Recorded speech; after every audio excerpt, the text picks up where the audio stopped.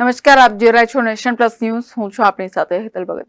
વડોદરા લોકસભા બેઠકના ભાજપના ઉમેદવાર ડોક્ટર હેમાંગ જોશીએ નારાયણ સેવા કાર્યાલય ખાતે યોજાયેલ શક્તિ સ્તવન કાર્યક્રમમાં ગરબાની રમઝટ બોલાવી હતી.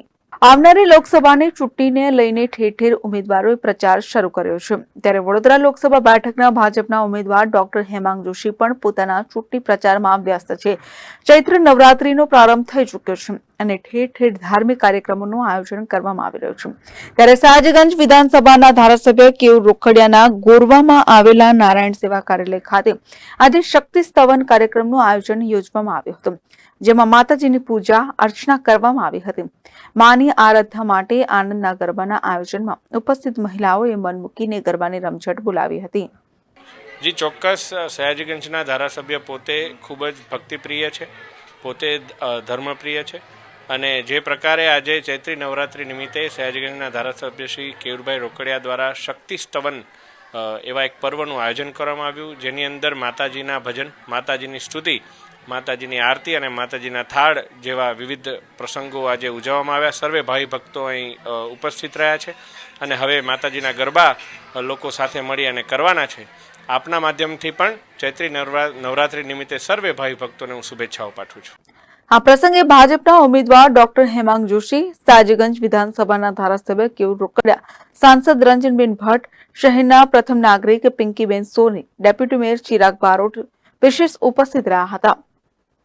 ત્યારે માની આરાધનામાં લીન થઈ લોકસભા બેઠકના ભાજપના ઉમેદવાર ડોક્ટર હેમાંગ જોશીએ ગરબાની રમઝટ બોલાવી હતી. તેમની સાથે શહેરના પ્રથમ નાગરિક પિંકીબેન સોની, સાંસદ રંજનબેન ભટ્ટે પણ ગરબાની રમઝટ બોલાવી હતી.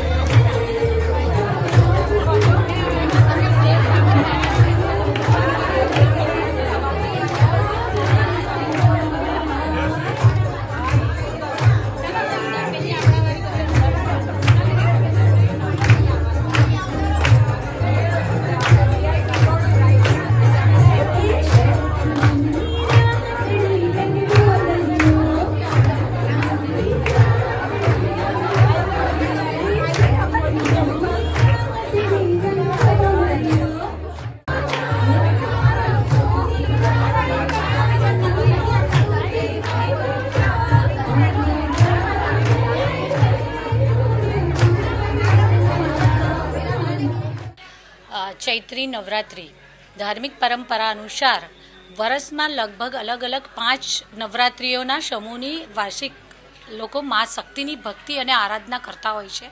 ત્યારે આ ચૈત્રી નવરાત્રિ, કારણ કે ચૈત્રી નવરાત્રિમાં રામનવમી પણ આવે છે, એટલે આ નવરાત્રિને રામ નવરાત્રિ તરીકે પણ આપણે સૌ ઓળખીએ છીએ. આદરણીય વડાપ્રધાન શ્રી નરેન્દ્રભાઈ મોદીજીએ ભગવાન શ્રી રામને 550 વર્ષના લાંબી પ્રતીક્ષા બાદ જ્યારે એમનો પ્રાણ પ્રતિષ્ઠા મહોત્સવ 22મી જાન્યુઆરીએ આપણે સૌ એના સાક્ષી બન્યા આ ઐતિહાસિક ઘડીના, ત્યારે આ રામ નવરાત્રિના પવિત્ર પાવન અવસરે વડોદરા શહેરના સયાજીગંજ વિસ્તારના ધારાસભ્ય શ્રી કેયુરભાઈ રોકડિયા દ્વારા તેમના કાર્યાલય એટલે કે નારાયણ કાર્યાલય ખાતે આજે માતાની ભક્તિ અને શક્તિ માટે એમના જે મિસિસ છે શ્રેયા ભાભી, જે દર નવરાત્રિમાં શક્તિ સ્તવનના પાઠ કરે છે અને જેમાં શહેરના સૌ અગ્રણીઓ પણ ઉપસ્થિત રહે છે, સાથે કુટુંબની, પરિવારના, સ્વજનોના, મિત્રો, આડોશી પાડોશી આમ બધી બહેનો ભેગી થઈ અને માં શક્તિનું સ્તવન કરે છે. વિવિધ માતાજીની બધી આરતી હોય, ગરબા હોય, આનંદનો ગરબો હોય, એવું કહી શકાય કે અલગ અલગ સ્વરૂપે એક આખું ભક્તિની શક્તિ સ્તવનની આયોજન કરવામાં આવે છે, જેમાં અમે પણ દર વખતે આવતા હોઈએ છીએ. એમના દ્વારા આમંત્રણ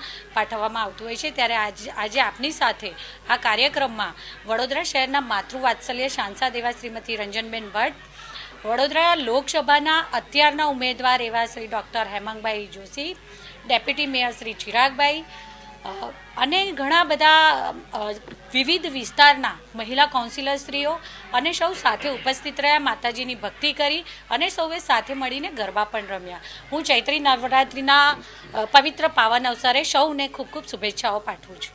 કેમેરામેન નવનીત પરમારની સાથે Satyam Nivaskar, nation plus news, Vadodara. સમાચારોના સતત અપડેટ માટે નેશન પ્લસ ન્યૂઝના યુટ્યુબ ચેનલને સબસ્ક્રાઇબ કરો, બેલ આઇકન દબાવો અને ફોલો કરો ઇન્સ્ટાગ્રામ, ફેસબુક અને ટ્વિટર પર.